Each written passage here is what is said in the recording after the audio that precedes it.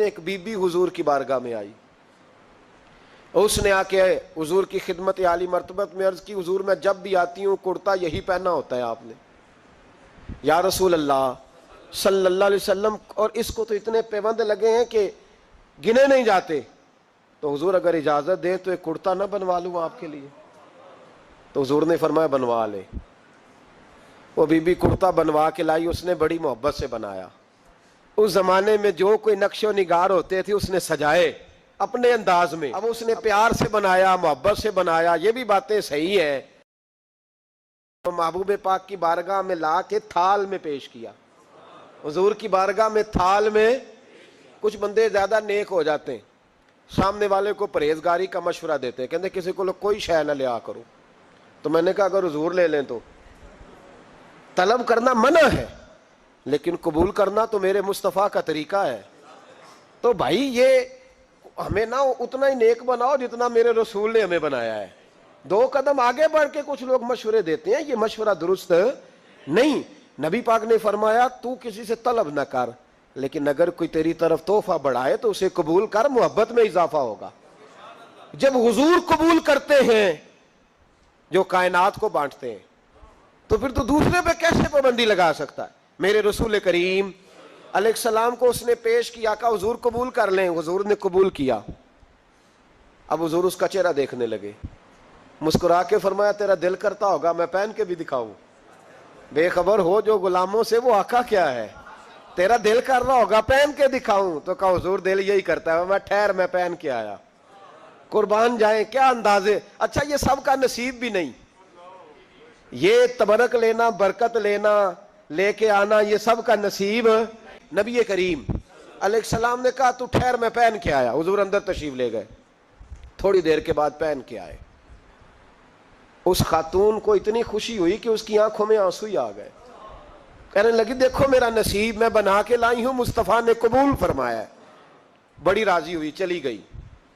حضرت سہل بن سعد کہتے ہیں قریب ایک صحابی کھڑے تھے، اور شارحین نے لکھا ہے معمولی آدمی نہیں، حضرت عبد الرحمن ابن عوف تھے، صحابہ میں سب سے امیر آدمی۔ اللہ اکبر، ذرا لطف دیکھیے گا۔ کہتے ہیں وہ قریب کھڑے تھے، جب حضور نے پہنا نا تو تعریفیں کرنے لگے، کہنے لگے سونیا کمال ہی ہو گئی ہے، محبوب کیا بات ہے۔ حضور اس کے بنانے کی محبت کی بھی کیا ہی بات ہے، پر جو اللہ نے رنگ روپ آپ کو عطا فرمایا اس کی بھی کیا ہی بات ہے۔ یا رسول اللہ اتنا پیارا لگ رہا ہے، اتنا پیارا۔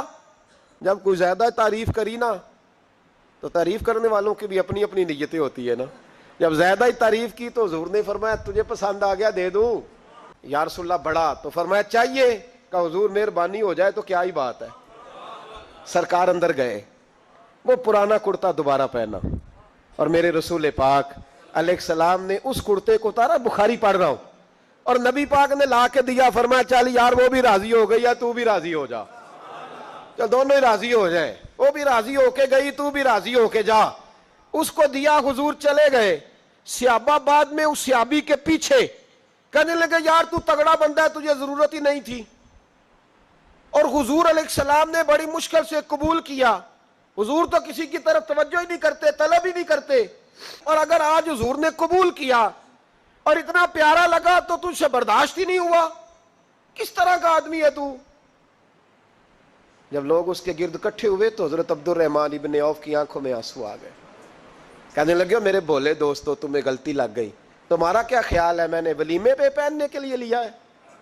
تمہارا کیا خیال ہے شادی کی دعوت میں پہنوں گا؟ تم کیا سمجھتے ہو عید والے دن پہنوں گا؟ اور گویا اپنی داڑھی کو پکڑ لیا، کہنے لگے دیکھو بال سفید ہو رہے ہیں، پھل پک رہا ہے، گناہگار بڑا ہوں، اگرچہ بدر میں بھی گیا ہوں، احد میں بھی تلوار اٹھائی ہے، مال بھی دیا ہے، ہر جگہ گیا ہوں، پر کسی عمل پر بھروسہ نہیں۔ یہ کرتا حضور کے جسم سے لگ گیا ہے، اب اسے سنبھال کے رکھوں گا، اور مرتے وقت وصیت کروں گا گھر والوں کو کہ جب میں مروں نا تو اس کرتے میں مجھے کفن پہنا دے۔ مجھے امید ہے جب حضور کا کرتا پہن کے قبر میں جاؤں گا تو رب کے فرشتے مجھ پر عذاب نہیں دیں گے، بلکہ بغیر حساب کتاب جنت عطا فرما دیں گے۔